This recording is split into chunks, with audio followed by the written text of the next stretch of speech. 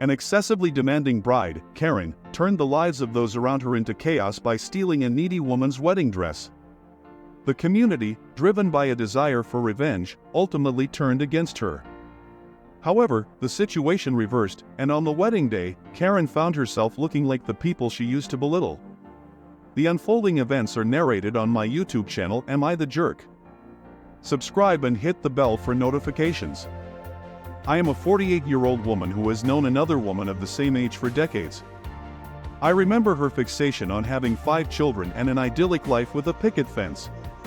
However, I distanced myself from her in college due to her opportunistic nature and lack of trustworthiness. She was manipulative and energetic at the same time, and her idea of cuteness deeply irritated me. Pat, as I'll call her, tried to evoke the narrative of the oppressed, acting despicably and ridiculous. Fortunately, I moved on, distancing myself from her years ago.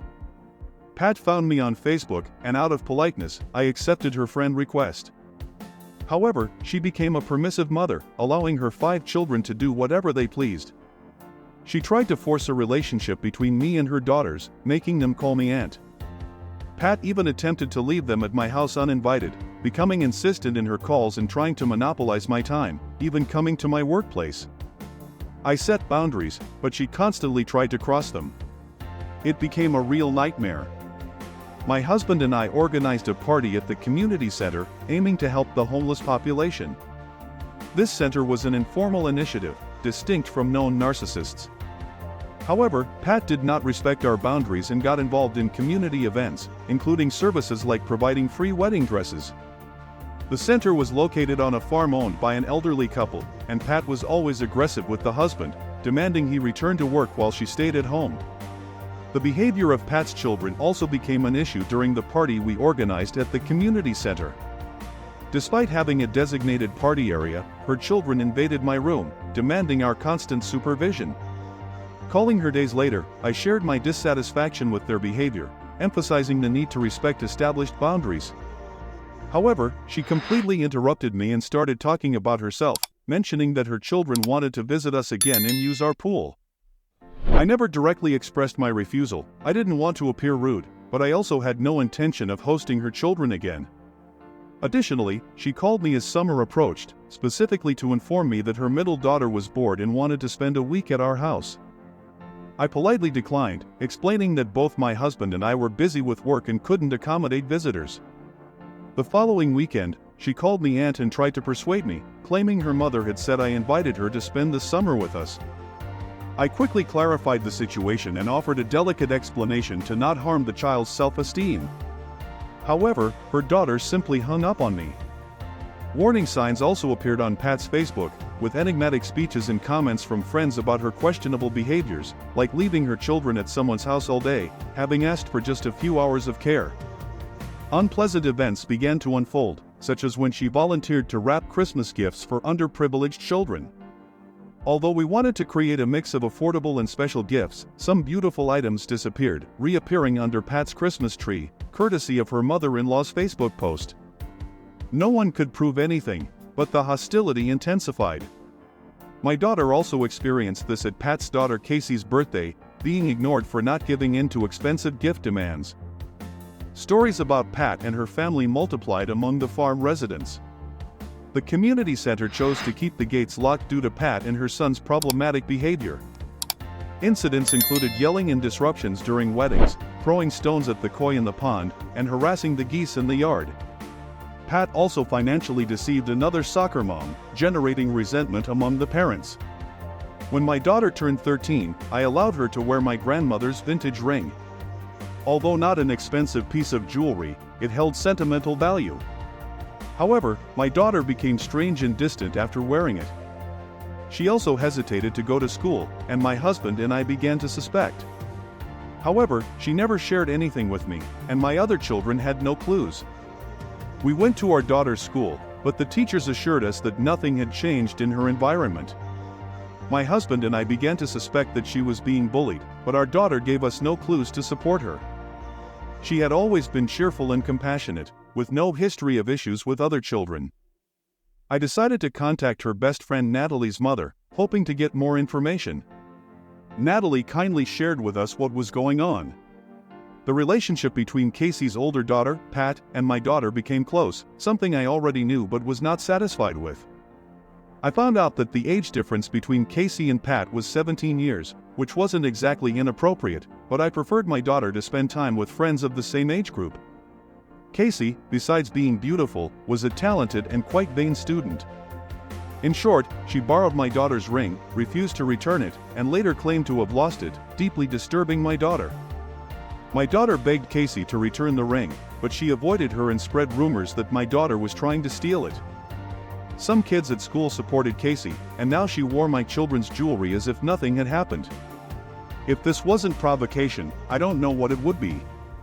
I felt guilty for not being able to make my daughter open up and feel safe to tell me the truth. When I finally talked to her, tears fell, and I felt hurt as a mother, as well as furious that some teenager was doing this right under our noses. After school, I went straight to Pat's car and asked to talk while Casey was getting in. I grabbed Casey's hand and asked to see her jewelry. She stood still, trying to close her fist, but I became relentless. Casey screamed for her mother, and Pat struggled to get out of the car. I took the ring from Casey, who was wearing it on her index finger. Pat yelled at me, but when I confronted her with the engraving on the band, my grandmother's heirloom, she argued that it had been borrowed by her daughter from my son and then claimed she bought it.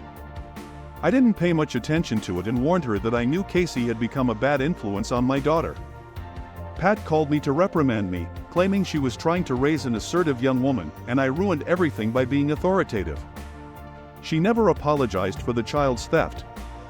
Her husband, Hank, seemed to be submissive, worn down to the limit by Pat.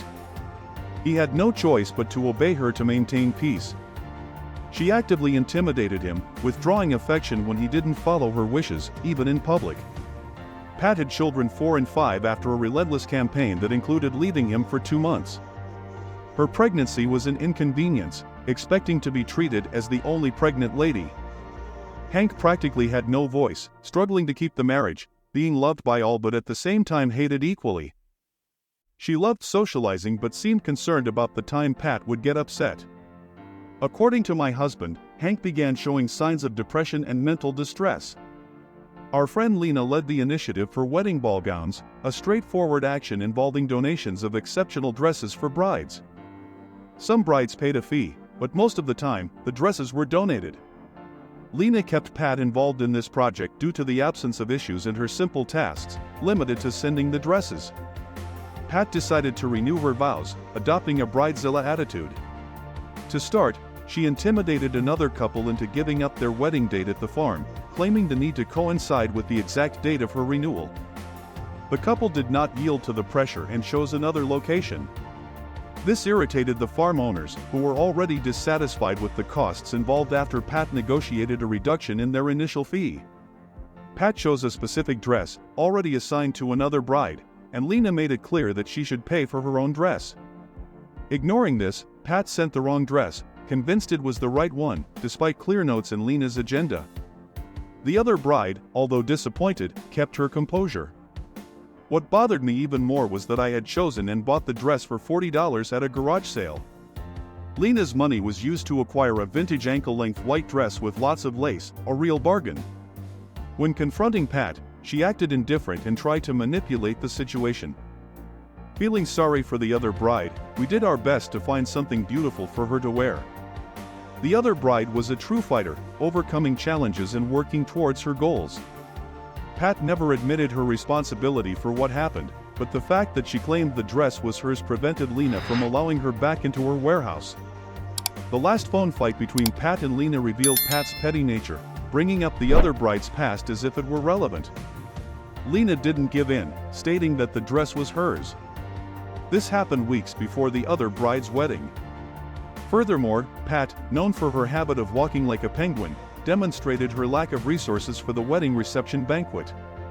Despite liking a potluck wedding style, she acted inappropriately, almost begging guests to provide food for the celebration. An embarrassing situation, as there is nothing wrong with potluck weddings when organized properly, which was not the case with Pat. The atmosphere was very cozy and family-oriented, but at least it would be necessary to be close to your guests to make such a request. I received an invitation, but I told everyone that I would not attend because I felt uncomfortable with the idea of knowing what to bring, and it was probably expected to give a cash gift. Additionally, some older ladies from our group agreed not to attend in advance because she was a bully, and they didn't want confrontations. Lena called me the night before Pat's vow renewal. She was there to close the Saturday night bingo, and Pat was terribly friendly, but that was typical of her when things were going in her favor. Lena peeked into the bag of clothes and saw exactly the same dress while Pat supervised the wedding decoration. The problem with Karen is that she expects everyone to swallow or fulfill her dreams or simply underestimates everyone, thinking we are fools. Lena, being a straightforward person, told me she would ruin the dress after all, it was hers, and she would do what she wanted. If Pat wanted to take legal action and things got unpleasant, she would need to prove ownership. However, the dress was the same, with marks inside the hem and identical labels. Even the numbers typed on the labels for logistical identification matched. The dress had been altered with some extra beads and dyed to a deep cream, but it was evidently the same outfit Lena and I had seen before the venue closed at night. All brides could stay in a small room for a minimal fee so they wouldn't have to drive to the venue on the wedding day. The makeshift chapel was beautiful, filled with flowers and ostentatious details. Naively, I brought some paint to pour on the dress, but Lena suggested something more subtle, like an unpleasant surprise. Paint would be too obvious, and if she saw it in advance, she might get another dress. The idea was to undermine her confidence that the dress was fine. Lena locked herself in a bathroom stall, cut the entire back panel of the dress, patiently hung it back on the hanger, zipped up the bag, and we left through the emergency door with the back of the dress inside the bag. I deeply hate people who attack and steal from those they calculate to be in a weaker position, as Pat and her son do. The wedding was scheduled for 9 a.m., Pat called me at 7 a.m., but I ignored her calls. I answered at 8 a.m., curious and wondering if she suspected anything. Pat was frantic, crying because her dress was missing half of it. Intentionally, I made her explain, being irritatingly dense and continuously interrupting, as she usually does. Interrupting the conversation, she asked me if I could lend her my wedding dress. I said no, sorry. Then, she asked if I could help her get a dress, and I was pleased to remind her that the bridal shops in town were closed on Sundays, and the ones that would be open were almost an hour away. The farm was almost an hour away from our town, and if Pat managed to find a store to rent a dress. She insisted on trying on the dress and altering it, even though it was ready to be worn. This task would easily take more than 2 hours, considering the back and forth. She tried to pressure me into choosing a dress and discussing who would pay for it. Even if we found an open store and brought a dress, it would increase the costs. Stores usually open at 10 a.m. or 9:30 a.m., and by the time they reached her, it would be too late as she needed to vacate the venue by 12 for the next event. She broke down on the phone, mumbling some things I could barely understand. Then, Pat ended the call with me and called Lena, begging her to bring anything available. Lena ended up delivering an outdated dress smelling of moss. Pat's disappointment was a mix of anger and emotion. She tried to wear a knee-length wedding dress, but it looked too cheap and obvious. She tried to convince her daughter to lend her her own wedding dress, with the zipper open in the back due to fitting issues, but Casey refused. Pat even asked if she should attend the wedding naked. The dress was small, needing a petticoat to increase the skirt, which was not available. Thus, it dragged on the floor, and Pat had to continuously pull it up. She walked down the aisle with one hand on the bouquet and the other grabbing the dress. It looked limp and awkward, with pin arrangements they made to disguise it. During the ceremony, she seemed uncomfortable and out of place. Few people attended, but it was not part of my revenge, it just reflected how people reacted to her attitude. The dress was awful. The wedding reception had a princely decoration, a beautiful cake, and the Bridezilla with a hellish dress. I didn't stay, but I was told she was very disappointed and spent the wedding in a bad mood. There was no dancing or real speeches. She had to change the dress for a shirt and leggings because it was too uncomfortable. Everyone commented on how she put on flip-flops and walked aimlessly. An hour after the reception, she ordered the receptionists to start folding the chairs, practically kicking everyone out, and the cake was never cut. The tapinha was not the same after that. She didn't speak as loudly and avoided everyone. I think she was disappointed because no one rushed to her rescue, not even her family, who came from out of town. Finally, her husband gave in under all the pressure and sought help. He was working like a slave, coming home to clean the house while Pat spent money like crazy, using the children as an excuse. Hank also had to do the children's homework since Pat never had time or patience. She refused the idea of getting a part-time job so the kids could participate in extracurricular activities and get help with their schoolwork. Therapy seemed to help Hank because the last time Pat went out with the kids, he didn't seem disturbed. He was more relaxed, cutting the grass and biking. Hank told my husband that he had contemplated the unthinkable after the birth of the third child. When Pat returned, she continued with her routine but now showed interest in going out and doing things on her own. We began to see her increasingly alone, while Hank appeared less and less in the same car until he eventually moved into his parents' house. He filed for divorce, claiming emotional cruelty, although I'm not sure if he was successful, as I didn't have access to all the details. It seems there was some kind of agreement determining that she would not approach or interact with him unless it was related to the children. I'm not sure if Pat suspected who or what happened to her dress. She gradually distanced herself from the local community, becoming less active in social gatherings. Additionally, she removed me from Facebook, as she did with others from school and the community. I feel I was naive in my revenge against this Bridezilla Karen. It all started when I accepted her friend request out of politeness, something that often initiates situations like these. Pat, the Bridezilla Karen, seems to lack self-awareness. It seems she doesn't realize the impact she has on people, including her friends, community members, and even her own husband. Either she doesn't recognize the obvious response everyone gives her, or she simply doesn't care, seeking only to get what she wants. This becomes evident when she steals from an underprivileged woman who accepts the situation without complaints. This attitude is sad because it doesn't seem like Pat has any remorse for the collateral damage she's causing while pursuing her goals. It's not just the dress she stole but also the people whose weddings were disrupted, forcing them out of the planned venue and date. We don't know the circumstances of these people, and they may have faced challenges when planning their participation in the wedding. Pat makes a series of selfish decisions, leaving everyone surprised when she realizes that no one likes her. If you've ever faced a situation with a Bridezilla Karen like this, share how you would handle it and whether you consider your actions to be correct or not. Make sure to follow the Instagram I'm the Jerk for extra content and enable notifications to keep hearing all the stories in this series, using the playlist at the top of the description. I sincerely thank you for watching until the end of this video from the Historeddit channel. I hope you found the content interesting and informative. If you liked what you saw, don't hesitate to share it with your friends and family so that more people can enjoy the content. If you haven't already, please subscribe to the channel, leave your like, and enable the notification bell to stay informed about all updates and not miss any of the upcoming videos. Thanks again for your support and participation on the Historeddit channel.